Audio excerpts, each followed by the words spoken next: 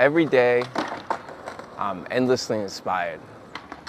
You know, every day I wake up, I see the sunrise, and I'm inspired. The days I wake up for the sunrise, that is. Maybe it's just the sun. But I'm inspired because the same creator who made this beautiful world around us, in a moment of grace or humility or whatever, they decided to go ahead and forge the human spirit. And I'm not big on the R word, religion, but I am pretty big on spirituality. So this isn't really about the R word. It's more about spirituality. And sometimes it can be tough for us to just feel inspired right off the bat. Sometimes you got to get a few practice swings in first. And I wanted to talk about, hey, when I'm not feeling inspired, lately I've been on a good roll where I wake up and I'm in the right motion. But when I'm not feeling inspired, I have a couple things that I do, a couple tools in my toolkit, so to say, to help get me in the mood. And I wanted to share them in hopes that it can help someone else. It can help you. It's like, what do I do to get inspired when I'm not feeling it that day? So there's a couple things that I do. I think one of the first ones is you can just get inspired by others.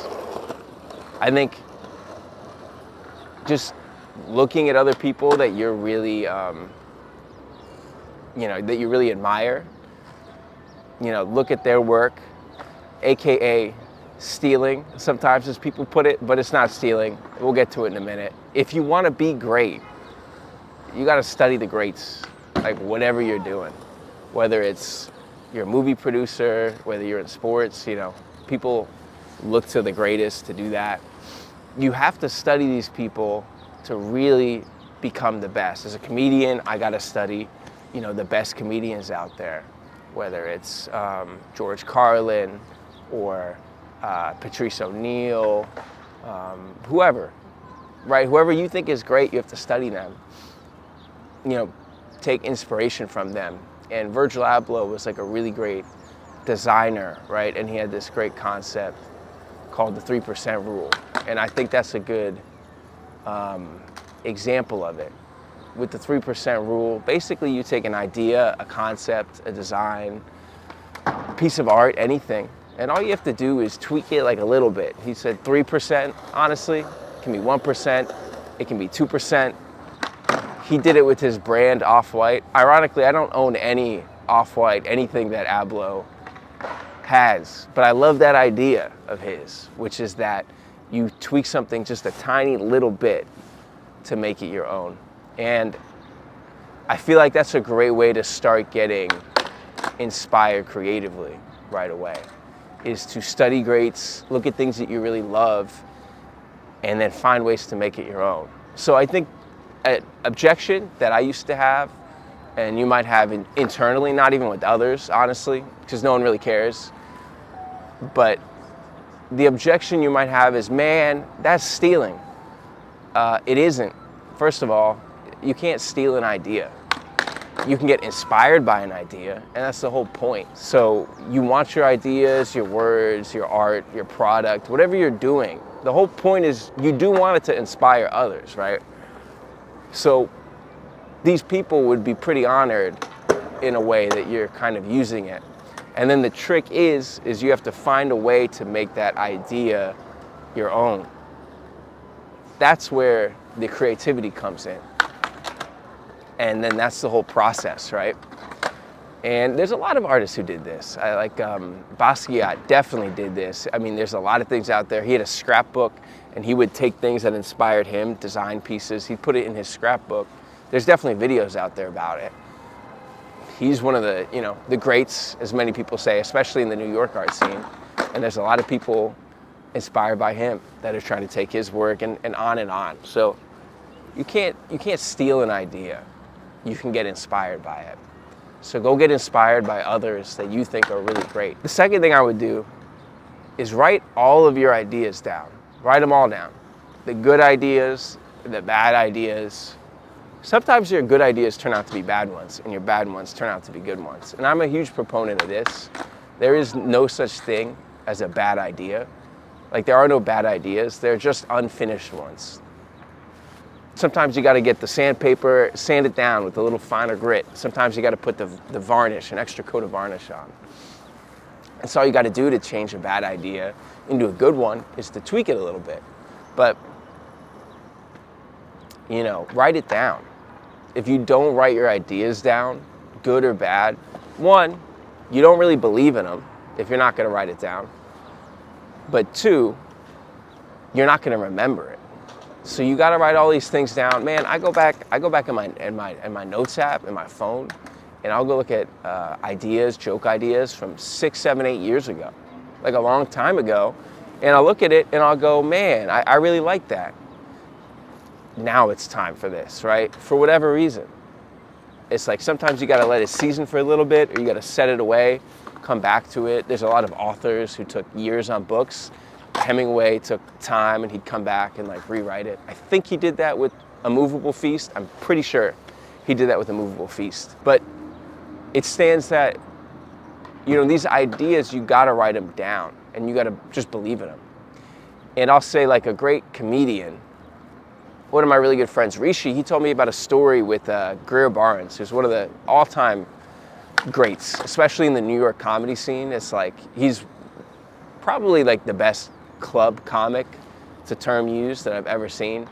An amazing performer. And he helps mentor younger comics. Like, he'll talk with them after shows and things. And he was saying, like, hey, I talked with him one time, and he was like, you know, I don't know about this joke anymore. I think it's not working, man. I'm gonna stop doing it. It's done. It's not a good joke. And he grabbed his hand, and he's like, don't you ever throw away a joke. If you took the time to write it down, it's funny, man. It's a funny thing. You gotta keep working on it. And now the trick is to find a way to make it funny to other people. If it's funny to you, it's funny. And that stuck with me. And that's what I mean when I say write all your ideas down, even the bad ones, because they're not bad. They're just unfinished. Another thing that's great is low effort creativity, AKA noodling. And you can do this in like a different core competency, right? Like, let's say you're a musician, write in the morning.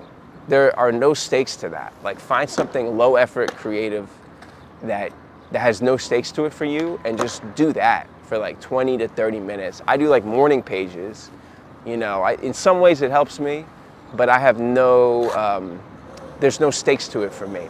Yeah, I sit down and I write, 3-4 pages every morning. Again, shout out Julia Cameron. I always shout her out for the artist way, but it's very helpful. And just write without any expectations of what comes out. Or let's say, like, again, you're a comedian, just maybe you also play the piano or the guitar or something. Noodle. Just noodle on an instrument. And hey, maybe you'll find a really cool chord structure that you really like, a chord progression.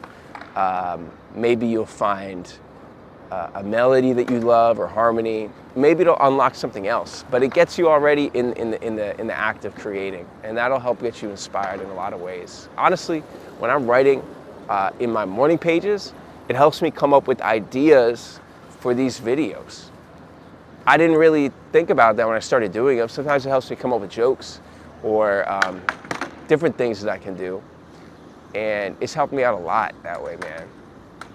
So it doesn't matter what it is, but start creating stuff with no stakes to it, low effort. Start noodling, and it'll help you. And then the last thing I would say is just get into a routine. Whatever the routine is for you. Maybe when you wake up, you're not checking your phone. Instead, you're writing right away, or you're having coffee, or you're getting outside for a walk. Schedule some time for you to do the thing that you want to do. I would say, honestly, as early as possible in the day. I'm doing this pretty early because, one, I don't want to think about it anymore. But two, I want to do it. And it's like, if I want to get something done, I don't want to think about it 3 hours from now. I want to do it now. And that should help inspire you too. So, you know, I think just looking to others who inspire you, taking inspiration from them, you know, noodling, having a schedule of some sort. You don't have to be super strict with it. All these things and writing all your ideas down, they're all going to help you. To me, the way I see it, the source of inspiration is all around us.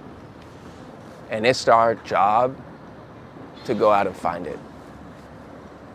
So let's go do that.